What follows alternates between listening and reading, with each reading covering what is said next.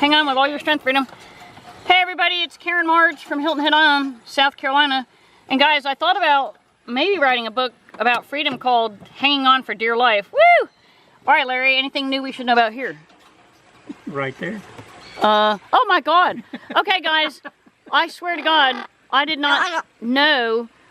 We're gonna have to get out and film this tortoise. Freedom.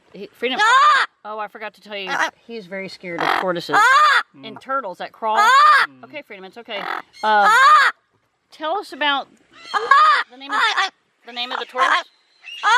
Okay, the breed of it is Sulcata. Sulcata, okay. And it's a desert tortoise. Okay. And it was initially at another parrot rescue over near Atlanta. Okay. And the person who runs that rescue was anticipating a move to one of the western states. Okay. And just didn't have the facilities to take the parrot, the tortoise with her. Okay. And so she donated it to the rescue. Oh, I love it. All right, guys, we're signing off live with Freedom the Parrot.